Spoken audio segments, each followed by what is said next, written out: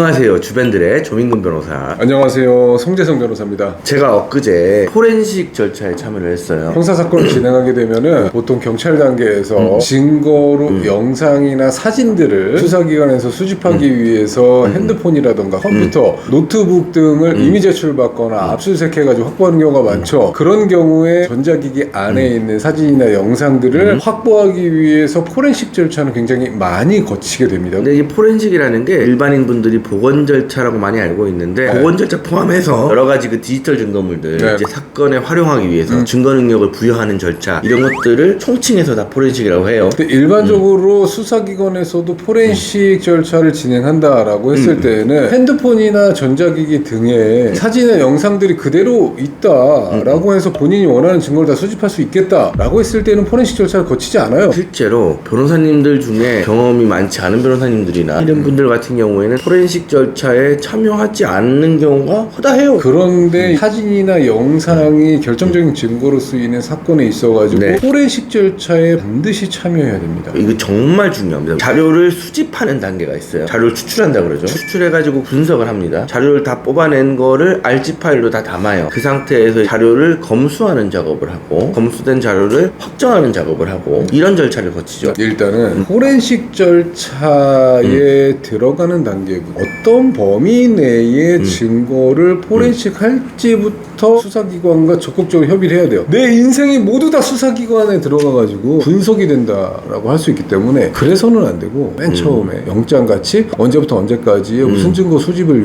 위해서 포렌식을 한다. 그거부터 정확하게 특정을 해야 되고 범죄 사실 관련해서 그 이후에 핸드폰에 있는 이제 파일을 추출한다. 그러면은 파일 추출 단계에서는 굳이 참여할 필요는 없어요. 기계적인 작업이고 보통은 짧게는 두세 시간에서 길게는 몇몇 시간 걸릴 수도 있죠. 근데 복제가 다 이루어진 후에 증거를 살피면서 이에 관련된 증거가 맞는지 살펴보는 단계가 있습니다. 검수하는 단계라고 하는데 이때부터는 반드시 참여하는 게 좋아요. 왜 그러냐면은 참여하지 않다가 수사를 받은 그 사건과 관련이 없는 증거들이 막 수집된다거나 실제로는 본인이 범죄로 수집한 게 아님에도 불구하고 마구잡이로 수집돼가지고 그것도 추가적인 범죄 사실로 해가지고 조사를 받아야 된다거나 이런 경우도 굉장히 많기 때문에 반드시 참여해가지고 본건과 관련해서 포렌식 절차 진행하기 전에 그 기관과 특정 자료가 맞는지 확인을 하면서 해당 자료만 증거로 확정될 수 있도록 조사 참여하는 게 가장 중요해요. 핸드폰 전체를 추출해가지고 골라내는 작업이기 때문에 모래사장에서 바늘 찾기와 같은 작업이에요. 검수 작업에 참여를 하겠다라고 하면은 경찰이 피의자나 변호인이 함께 있는 자리에서 검수 작업을 진행을 하기 때문에 경찰관이 보고 있는 자료가 뭔지 이 핸드폰에 어떤 자료가 있는지 가장 중요한 것 중에 하나가 현장에서 추출을 하기 때문에 거기에서 애매한 자료들에 대해서 이건 넣을까요 말까요 라는 판단을 경찰이 전적으로 혼재하지 않거든요. 인터넷에서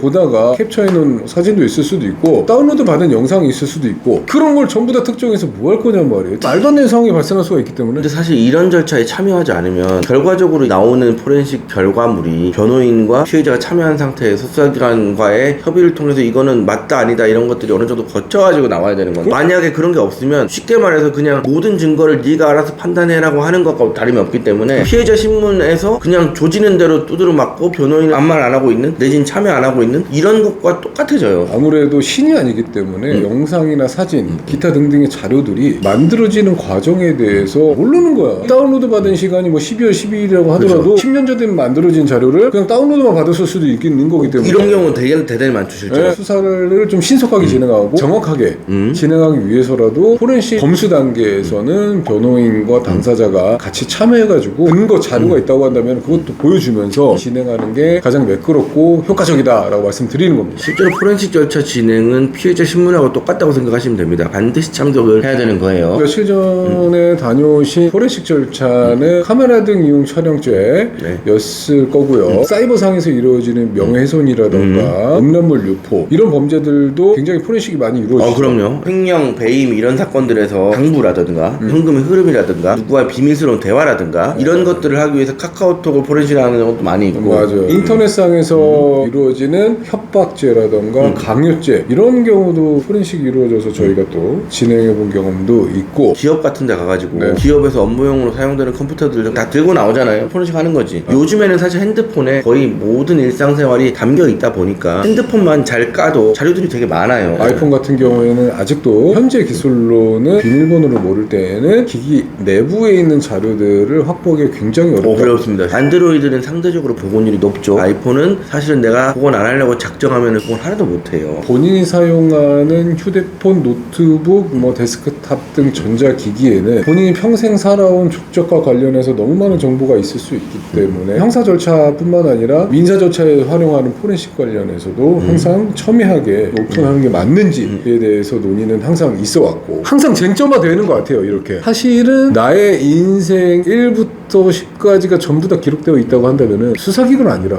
신이어도 사실 확인해서는 안 되죠. 당사자 동의가 없다면. 여담으로 한마디 드리자면 내가 감옥 갈 줄 몰랐는데 어쩌다 보니까 법정 구속이 됐네. 차 타고 법원에 왔는데 그날 감옥에 가게 생겼어요. 이런 경우에 핸드폰이 남잖아요. 핸드폰을 절대 내 배우자에게 주지 마라. 이런 수감자들이 꽤 많이 있습니다. 배우자가 휴대폰 보면 안 돼요? 본인의 동의 없이는 신도 보면 안 된다니까? 나의 선택권이 중요하니까 오늘 촬영 여기까지 하도록 하겠습니다. 구독과 좋아요 눌러주세요.